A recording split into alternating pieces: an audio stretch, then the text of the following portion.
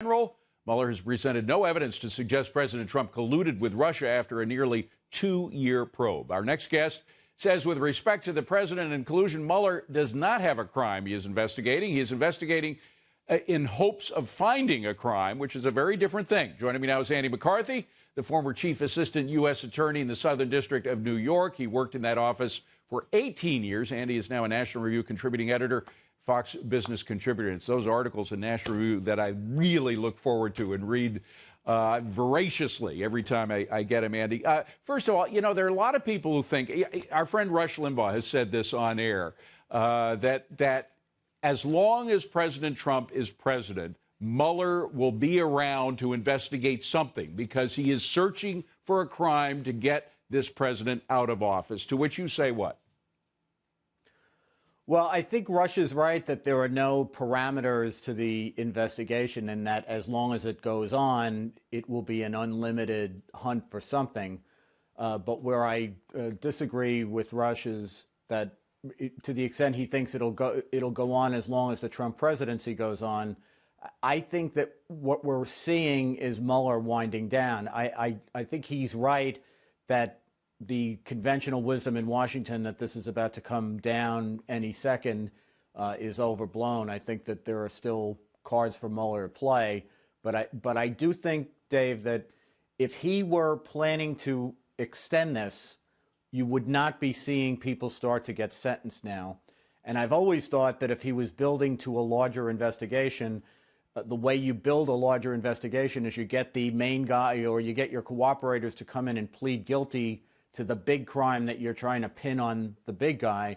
Instead, what he's done is plead everybody guilty to false statements. And you don't want to build a case by showing the jury that all your witnesses are liars. But that's really exactly what he's doing about it.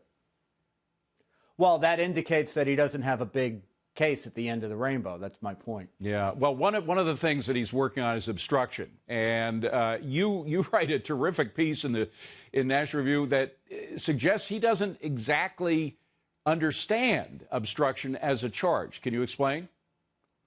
Well, I didn't say, I'm not so much saying he doesn't understand it. The article was about a memo that President Trump's nominee to be the next Attorney General, Bill Barr, who was the Attorney General, by the way, in the Bush 41 administration. So he's a very accomplished guy, formerly head of the Justice Department's Office of Legal Counsel, which are the lawyers in the Justice Department.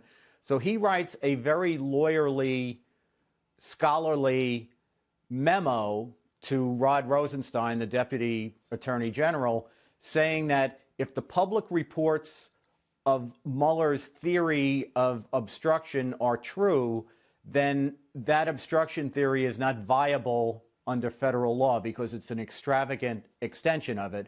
What it would say is that instead of traditional obstruction, which is things like tampering with witnesses, tampering with evidence, destroying evidence, things that are innately corrupt, evil acts to try to undermine a proceeding, Mueller's theory would apply to any act of the president, even legitimate exercises of his constitutional prerogatives, if a prosecutor decided that they were improperly motivated. And what Barr says, and I think he's correct about this, is that is not a viable extension or expansion of the obstruction statute. Andy, it just seems like Mueller is stretching so far, stretching the law in so many different directions in order to make a case against this president. It's like his entire reputation hinges now upon making a charge against the president that will stick instead of the blind search for the truth. This is trying to find something to put on the president. He's filed two indictments against groups of Russians that seem to preclude the possibility of complicity by President Trump. He hasn't charged anyone in any case that even hinted that President Trump did anything wrong. I know people are impatient with the investigation. I'm impatient with the investigation.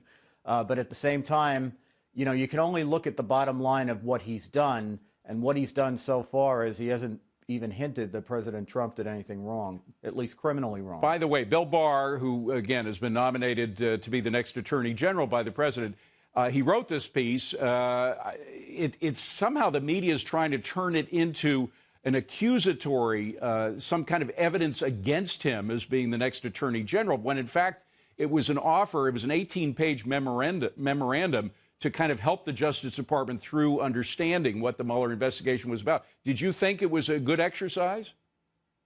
Yeah, I really did. I thought it was a very good exercise. And if I were on the other side of this argument, I would take comfort in the fact that Barr comes out expressly and says that we all know that a president can be cited for obstruction. He doesn't take the extreme position that the president is above the law or the president can't be guilty of obstruction.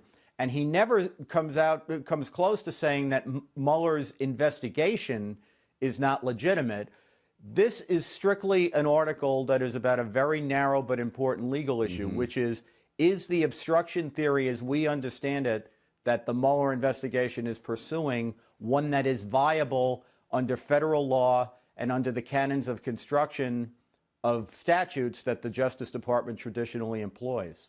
Incredible that it's gone on this long, though. And you think it is wrapping up? You think maybe by the end of February we may have the end of the Mueller investigation?